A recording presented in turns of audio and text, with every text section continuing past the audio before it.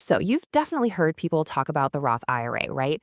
But do you really get how it works? Is it actually the right move for you? And more importantly, what are the hidden traps that could literally cost you thousands of dollars? Well, today, we're cutting through all the confusing jargon. We are going deep, I mean really deep, into the rules, the strategies, and the big mistakes you've got to avoid. Let's jump right in. All right, here's our game plan for this explainer.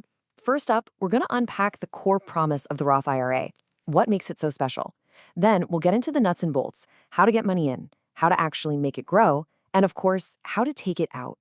After that, we'll cover some absolutely critical mistakes you'll want to steer clear of. And to wrap it all up, we'll look at how a Roth can be a seriously powerful tool for your family's legacy.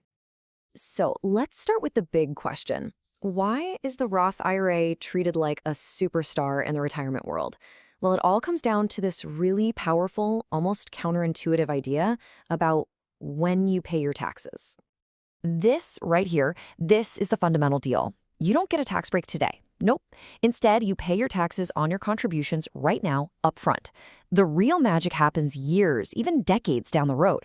All that growth, every single penny of earnings, it can all be withdrawn completely, 100% tax-free in retirement. I mean, really let that sink in. Picture decades of compound growth, maybe hundreds of thousands of dollars. And when you finally tap into it, you owe the government nothing, not a dime. That is the incredible power of the Roth IRA. This little chart really lays out the trade-off perfectly. With a traditional IRA, you might get a tax break now, but you're going to pay taxes on every dollar you pull out in retirement. With a Roth, it's the exact opposite. But, there's another absolutely crucial difference here: required withdrawals. With a traditional IRA, the government basically forces you to start taking money out at age 73. But with a Roth IRA, as the original owner, you are never forced to take a withdrawal, ever. That means your money can just keep on growing tax-free for your entire life. Okay, so you're sold on the tax-free growth. I get it. But how do you actually get your money into a Roth IRA? Well, there are some rules of entry we need to talk about. First off, there's a limit to how much you can put in each year. For 2026, that limit is $7,500. But if you're 50 or older, the government gives you a little bonus. You can make what's called a catch-up contribution of an extra $1,100, bringing your total to $8,600 for the year. Now, here's a super important detail. Your ability to contribute isn't just about having the cash. It's also limited by how much you earn. The key number is your modified adjusted gross income, or MAGI.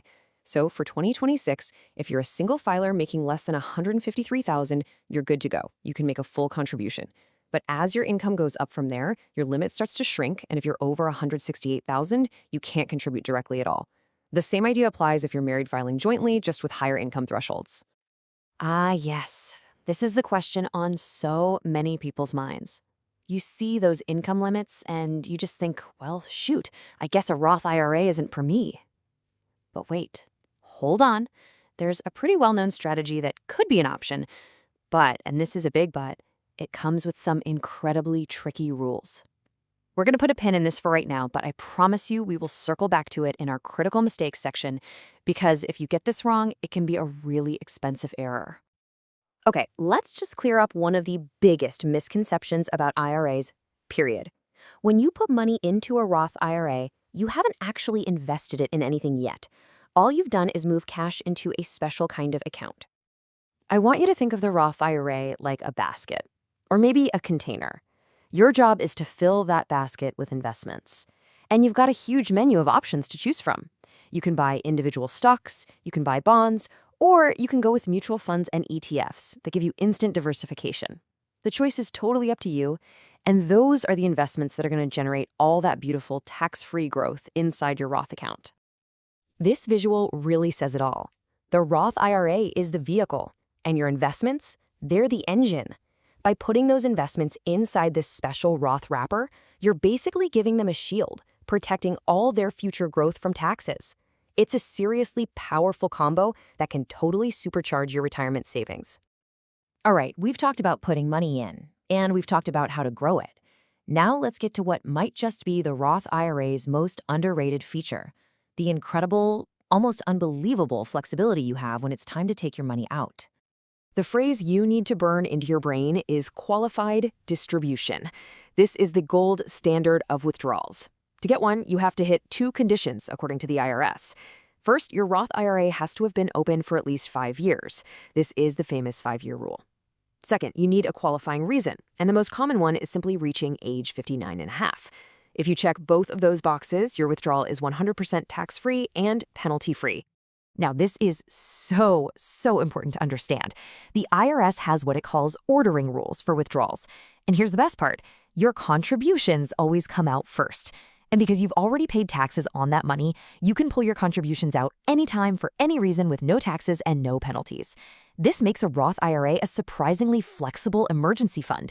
It's only after you've pulled out every dollar you ever put in that you start touching any converted money, and then finally, the earnings come out last. Okay, let's move on to one of the most important parts of this whole explainer. The Roth IRA has a ton of rules, and if you break them, it can lead to some really nasty, unexpected taxes and penalties. So let's look at how to avoid some of the most common and most expensive errors. To make sure we get this exactly right, we're going straight to the source, IRS Publication 590-B. You can think of this as the official rulebook for IRAs. And understanding these rules isn't just for accountants.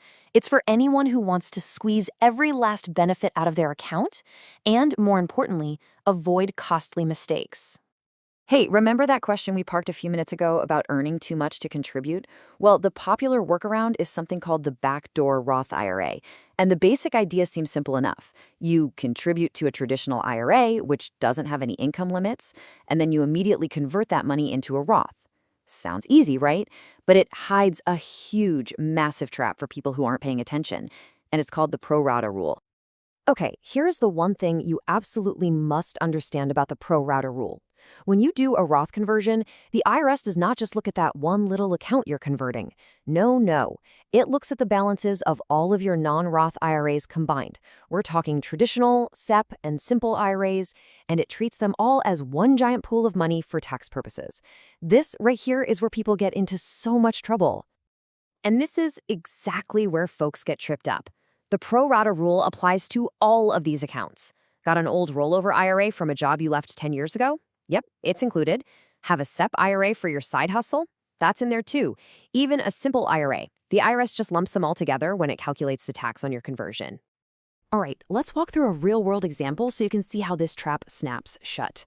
Let's say you have an old rollover IRA with like $93,000 in it. That's all pre-tax money. You decide you want to do a backdoor Roth, so you contribute $7,000 of your after-tax money into a new traditional IRA. Now, in the eyes of the IRS, your total IRA balance is $100,000. But, and here's the key, only $7,000 of that is after-tax money. So only 7% of your total IRA balance is after-tax. When you convert that $7,000, the IRS says, whoa, hold on, only 7% of that conversion is tax-free. That's just $490. The other 93%, a whopping $6,510, is now considered taxable income. And that's the pro rata trap. It can be a very, very expensive surprise. Okay, now let's talk about a mistake that is so much easier to avoid but is just as critical. Forgetting to name your beneficiaries. It sounds so simple, right? But if you don't name a beneficiary, your Roth IRA goes to your estate. And that means it has to go through probate, which can be a super long, public, and expensive headache for your family. Seriously, taking 5 minutes right now to name and check your beneficiaries can save your loved ones a world of pain. And that leads us perfectly into our final section. Because a Roth IRA isn't just about saving for your own retirement. When you use it correctly, it's one of the most powerful and tax-efficient ways to pass wealth on to the next generation. Under the current IRS rules, when most non-spouse beneficiaries, like your kids or grandkids, inherit a Roth IRA, they have to follow what's known as the 10-year rule. Basically, the entire balance of that account has to be withdrawn by the end of the 10th year after you pass away.